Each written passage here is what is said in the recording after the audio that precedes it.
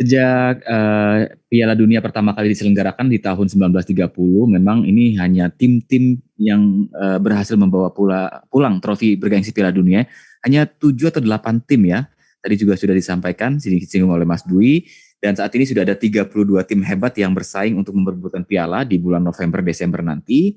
Menarik tadi analisa yang disampaikan oleh Mas Dwi bahwa ini adalah di Qatar gitu ya.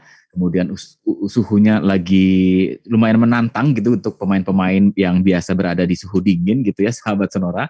Dan kemudian sedang ada dalam pertengahan musim kompetisi di Eropa ya Mas Dwi ya.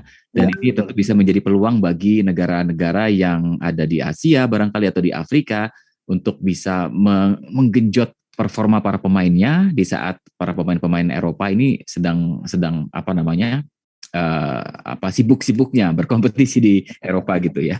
Oke Mas Dwi, ini 8A sampai A, grup A sampai H gitu ya.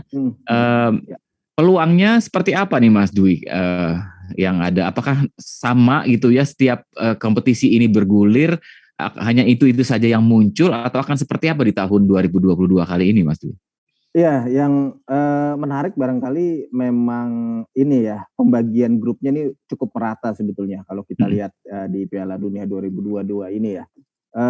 Ya setiap tim unggulan kelihatannya mendapatkan grup yang cukup enak gitu. Kecuali mungkin di grupnya Spanyol ya. Di grupnya Spanyol, di grup E itu mereka bersama-sama satu grup dengan Jerman.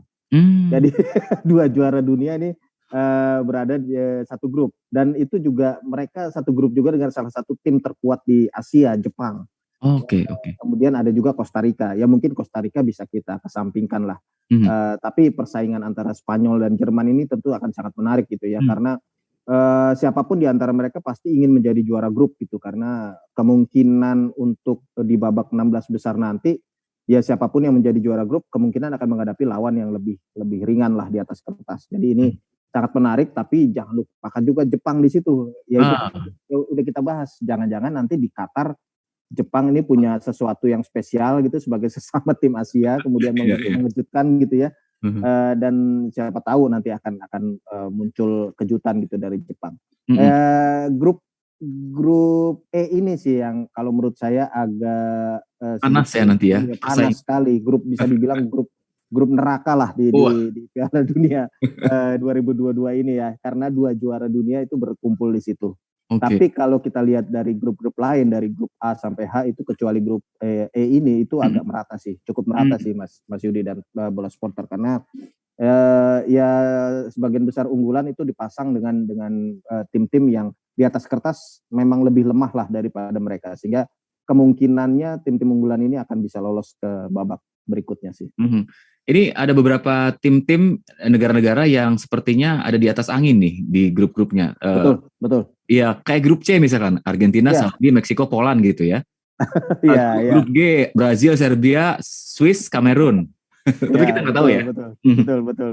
Ya itu tadi yang saya bilang, ini grup yang cukup enteng gitu buat para unggulan. Ya kita sebut aja satu persatu deh. Di grup A misalnya. Unggulannya barangkali Belanda dan Senegal lah. Betul. Ini dua tim Belanda ini spesialis favorit lah, selalu favorit menjadi di Piala Dunia, padahal belum pernah juara nih. Tapi mereka selalu jadi favorit. Cuma runner up 3 kali Belanda. Cuman ya mereka setiap kali turnamen mereka selalu jadi unggulan sih. Kemudian Senegal ya ini tim terbaik di Afrika saat ini ya. Mereka kemarin baru aja menjadi juara Piala Afrika juga. Mereka satu grup dengan tuan rumah Qatar dan Ekuador. Ini kan cukup berimbang nih kekuatannya. Ekuador juga jangan diremehkan karena mereka ya selain Brazil dan Argentina di CONMEBOL di zona Amerika Selatan ini bisa dibilang kalau misalnya nggak ada Brazil Argentina, Ekuador nih menjadi salah satu kandidat tim terbaik di Amerika Selatan sih kalau menurut saya, karena prestasi mereka cukup stabil ya dalam beberapa tahun belakangan ini, sehingga grup A ini akan sangat menarik sih, walaupun memang di atas kertas tentu kita akan menyebut bahwa Belanda dan Senegal mungkin akan lolos ya. Kemudian pindah ke grup B. Grup B itu ada, ini sebetulnya enteng banget nih buat Inggris nih kalau di atas kertas ya. Karena di situ ada Inggris, Iran, Amerika Serikat dan Wales. Oh, yang playoff ya?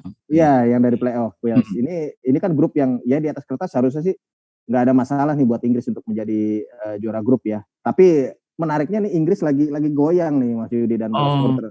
Ya kan kemarin di UEFA Nations League kita ingat mereka baru aja dikalahkan Hongaria 0-4 di kandang sendiri. Di kandang sendiri itu.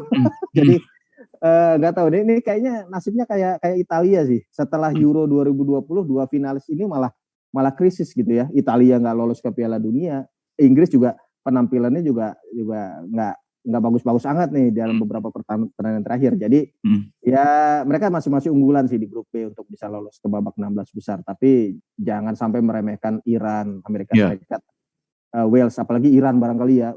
Iran ini udah wilayahnya lah kalau kita bilang tetanggaan dengan Qatar, jadi ya udah terbiasa lah bermain dengan kondisi seperti yang akan mereka hadapi nanti di Qatar di grup B. Oke, kita sebelum lanjut ke grup-grup berikutnya, Mas Dwi, kita break dulu ya untuk menit ke-30 ini, dan kita akan kembali lagi sahabat Sonora, bagaimana peluang dan kekuatan dari masing-masing grup ini. Nanti kita akan bahas di segmen yang ketiga. Tetap bersama kami. Terima kasih sudah menonton. Silakan subscribe, like, dan jangan lupa komen di bawah ya Bola Spotter.